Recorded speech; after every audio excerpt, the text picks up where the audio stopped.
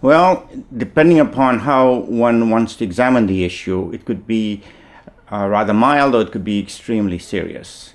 The consensus of opinion now amongst the scientific community, both in the United States and worldwide, is that the consequences are going to be quite serious.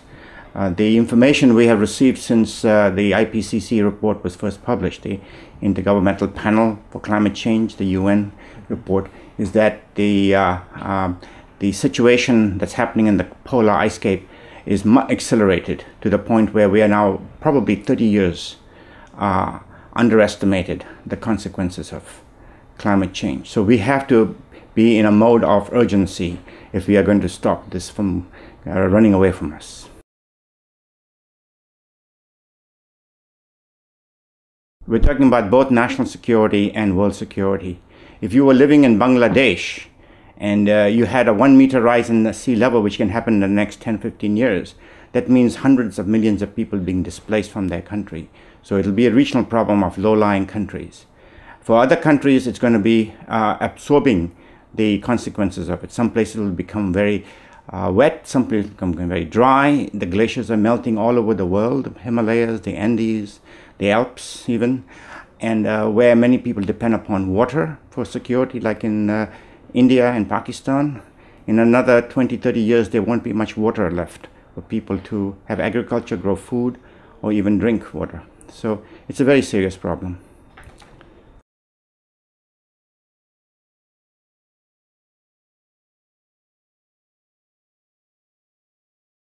Well, it's true that the United States is the largest producer of carbon emissions today. In per capita amount, also United States leads the world. But the OECD countries and the European Union is also among the top, even though they have made a lot of progress. Overall, the developed countries, along with some of the rapidly developing countries, have contributed more carbon emissions since the Kyoto Treaty was first passed. So the Kyoto Treaty is true that the United States did not ratify after signing the treaty, but the Kyoto Treaty has done very little to stop the current global emissions. We have to work together now, both the European countries, the developing countries, and the United States, to stop further emission of carbon at the moment. Exactly, you're right. China and India must be brought along. And the only way we can do that is twofold.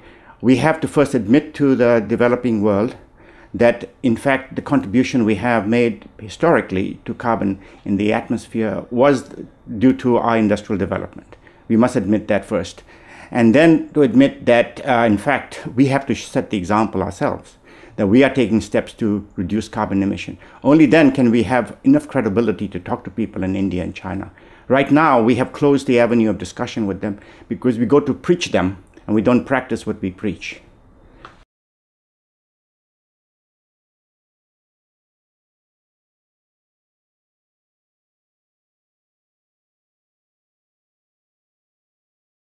Well, the most important thing is to cut down our consumption of fossil fuels. So we have to reduce drastically our use of coal, of oil, natural gas. We have to develop renewable energy sources. And we're not talking about developing this in the next five decades or 50 years from now. We're talking about the next 10 or 15 years. We have to drastically reduce our dependence on fossil fuel, coal burning for electricity generation, and oil that we use for petroleum products we use for cars and buses and gases. We have to find an alternative fuel switch immediately, because those are the two biggest ticket items we are confronted with. If we do not move our technology fast enough, we will be in very bad shape a couple of decades from now.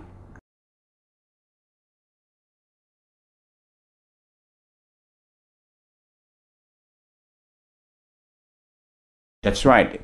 We have to start having more energy efficiency. We have to have new kinds of sources of energy. We have to change our lifestyle. We have to make many sacrifices. There is no win-win solution anymore left. We do not have a luxury to think about this problem will be solved in 50 years. It has to be solved tomorrow.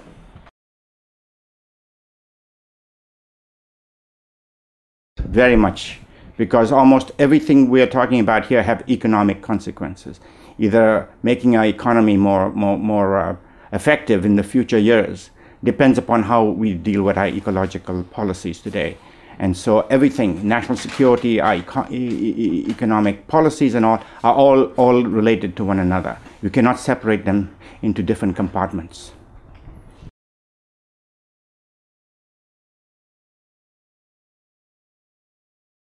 Well, the United States government is just one party to supporting activities in most of the work that the United States government does is in terms of research. They give quite a bit of money to universities and colleges for doing research.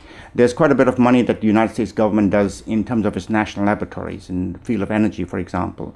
NGOs in the United States are in the fortunate position of getting quite a bit of money from private foundations. So our organization, for example, gets very little support from the US government. We raise our money from universities, colleges, and from private foundations. So we have a different situation in the United States because we have multiple sources of funding, both private and public.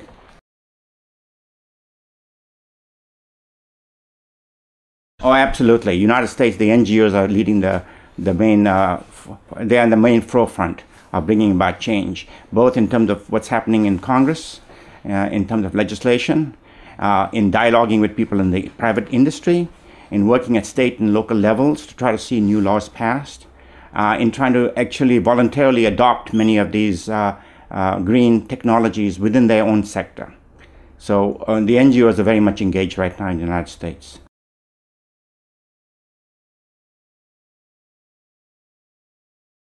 I think the most important thing the European Union countries can do is to actually meet the mandate of the Kyoto Treaty.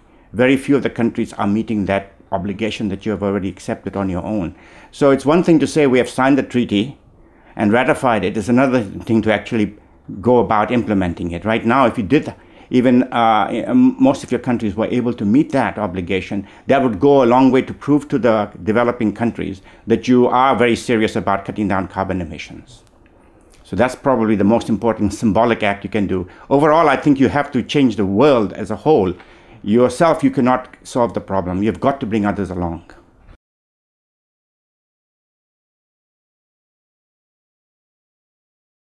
Basically, what my focus is going to be is on renewable energy and green technologies. I will give a summary first about what the current science tells us. Why is it urgent? Why do we need to move on this very quickly? Why we need to spend a lot of money in terms of investment to make sure that the technologies are properly supported and subsidized.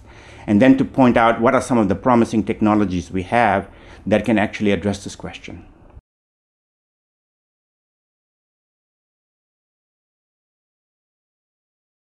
Well, it all depends upon how we educate the public. I think right now the education of the public is very, very mild. Most people are talking about, changing light bulbs and doing a few things like riding a bicycle instead of driving a car. We have to go far beyond that. We cannot just do those small. Those are very important personal, commitments we make. But we have to really fight for legislation. We have to argue for good international treaties. We have to think the big picture, not just do small little things. Because that small little things was okay if we had 50 or 100 years to worry about things. We only have 10 or 20 years to worry about this now.